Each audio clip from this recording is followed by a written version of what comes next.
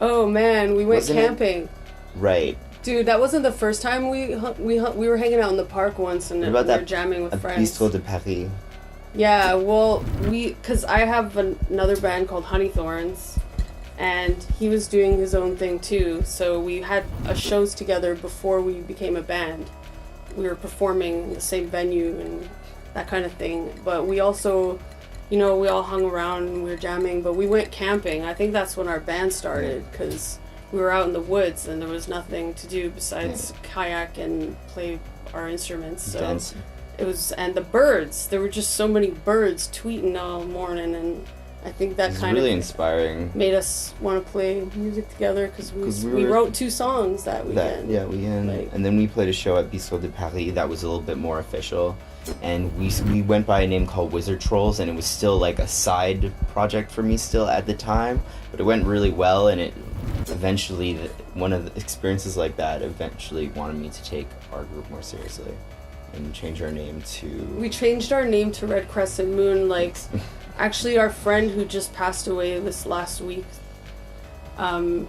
he had a tattoo of a red crescent moon on his middle finger, and he was Darcy Corbett. He's like this total punk artist, and we would hang around his place a lot, and it was a really nice scene there and everything, and a whole group of really artistic, creative people hanging out, making art and jamming and all that.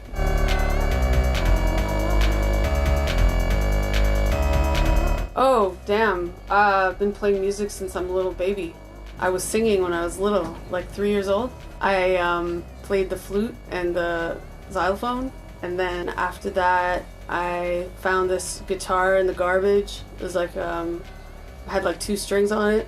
I started writing songs on that with the 2 strings when I was a teenager, and then I got an electric guitar. I traded it for my computer, and then I started playing that, and then wrote a bunch of songs and traveled and did like busking and all that kind of thing. And you? Well, the first time I started playing music, I guess I was like a kid and I was singing. I was like 8 years old singing to the Backstreet Boys. And and I remember picking up the bass when I was 13 and writing my first song called Midget to the Moon, and it had 3 chords and a breakdown.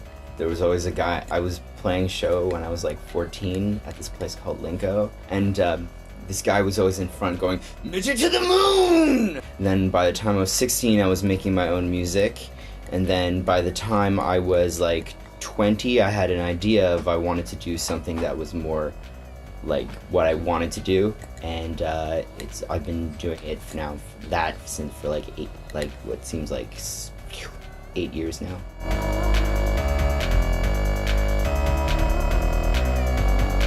I don't know, man. Like, I used to listen to Zach La Rocha.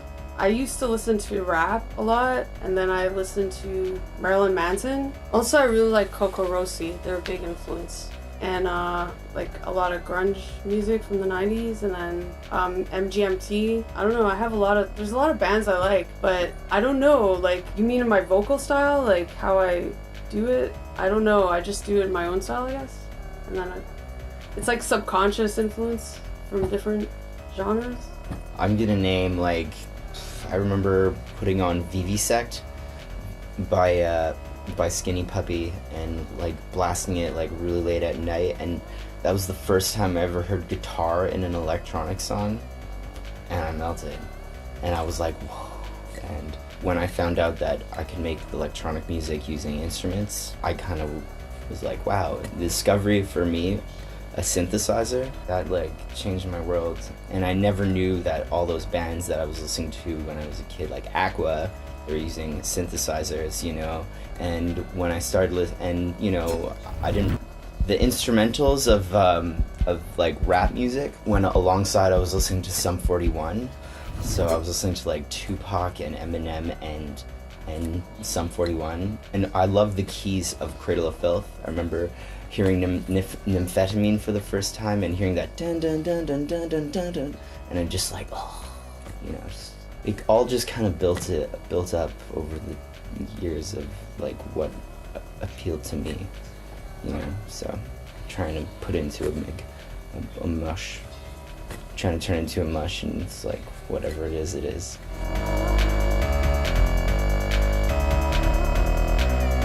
Well, my mom was in blues bands and jazz. Yeah, she's a jazz pianist. So I grew up with a lot of Motown, blues, and jazz. Stuff from the 60s and 70s. Bob Marley. She was also in a band that did kind of like punk jazz called the Animal Slaves. She was in a band with people from that band, but I forget what they were called. But they used to jam at our place when I was a kid, so I think that influenced my music. And my dad also did electronic music.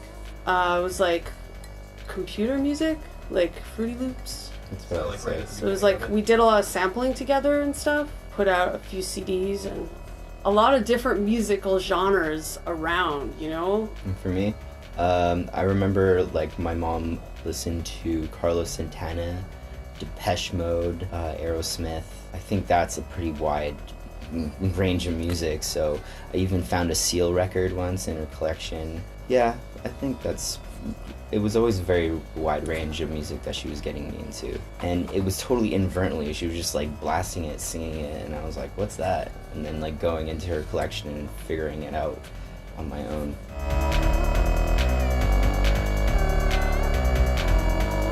I just love art, and I always wanted to make puppets, and then when we started the band, I was like, man, I always wanted to make puppets, and Mike's like, yeah, I want to make puppets too, so we started making puppets, and then it just evolved, and we've just got all these puppets, you know, and the thing is, like, when I'm doing my voices, you know, like for different songs, This guy will talk a certain way, you know, like part of the song, like he'll go, ah! you know, and he'll have his own voice, so I tried to, like, incorporate the creatures with the music so that We have our own little personality, and it's like a dialogue going on, you know, it's like, you'll be like expressing something. and then I'll be like, whoa, you know, singing something else, so it's kind of like, yeah, just like the visual aspect. I really like the combination of theater. Of Montreal is another big influence for me. I don't know if you know that band, but they incorporate a lot of theater into their performance, at least they used to. I like the visual thing, you know, like, yeah, that's it. I want to bring people in, like, sometimes I make the puppets snuggle up to the audience and like, kiss them and stuff, you know, like, if I can get close, you know, so, yeah, it's like a dynamic. I don't know, I like when things look strange, so. But all the bands I've ever been into, almost all of them have some kind of makeup or masks or like a stage act or some kind of image, like an artwork behind it. For me, bringing it into my act, it's like, this is the first band where I wanted to get behind the scenes and have something in front of me. And so it's something to like hide behind it's definitely something to hide behind, because sometimes I don't always want to be like, it's an experiment.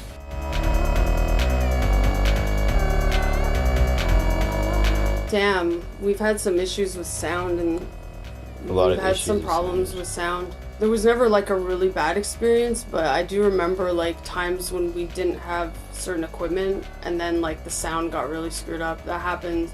That's why we've been investing more in our equipment. Like, we got our own speakers and we just trying to like upgrade to make sure that our show, even if the venue doesn't have the right stuff, like, we're ready. We have our sound now. Like, we're pretty on top of that lately. But in the beginning, when we would rely more on the equipment that either other musicians were bringing to the show or like the venue, you know, sometimes there's things missing, or like, you know, there's been times when there wasn't even a sound man, and so he would have to run up and do it himself, and run from the stage to the sound, like, where's the sound guy? Like, what happened? You know, so like things like that. So I can't think of one particular time when like a show was like ruined.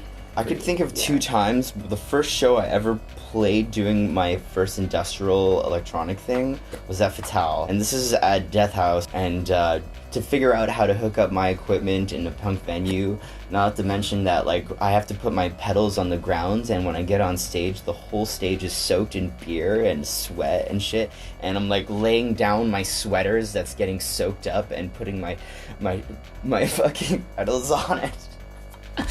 This other time, I had my synth, it was set up on a table, and like it was at the end of the show, and the weight of the table, because there was a suitcase on it, like moved too much to the back, and it acted like a catapult and flung my synth across the fucking stage. But a lot of good shows at the same time. We all have stories like that as musicians.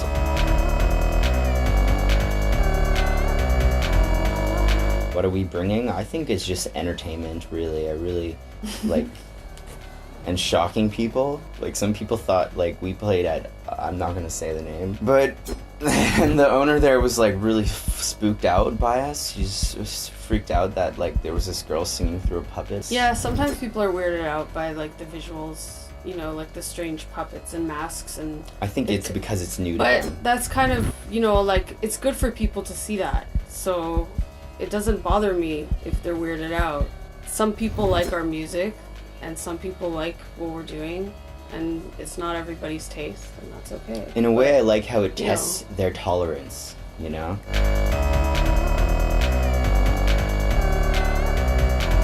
We do everything ourselves, you know, like, we have total creative control. And the problem with a lot of bands when they sign to a label is that they have to make compromises to become popular. So, to me, the whole point of underground music in general is to give an alternative to the mainstream.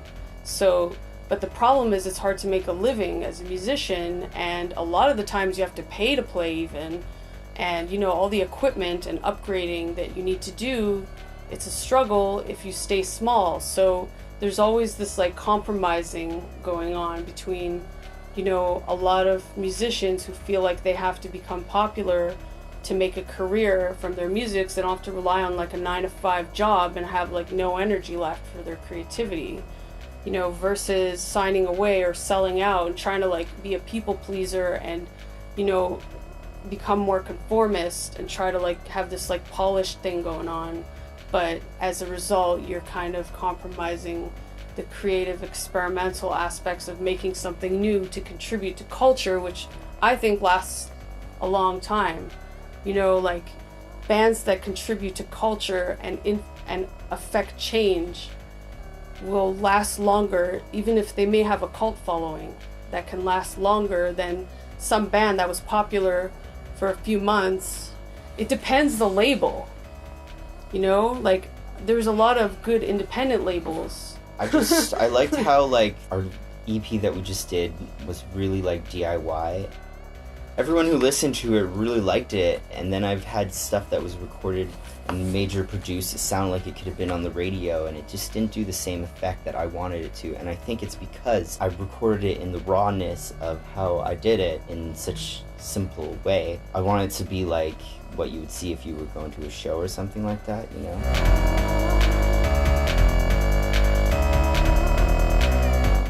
We're starting recording our next We already have an EP out. This is our that number we one. put together ourselves. We Has 8 recorded songs it on it. ourselves and everything. You know? Took And us we're like gonna do 9 another months one. to make now. Yeah. Right? And now we're gonna make another EP. And we don't have shows for January, but we're open to that if anyone's into getting us some gigs right now. But the next EP is really important. And then writing, I want to try some new experimenting stuff, which I love to do. I love experimenting with music. After this EP, I want to take a new direction. And this EP will have a little bit of new direction in it compared to the last one. Yeah, so we'll make new music.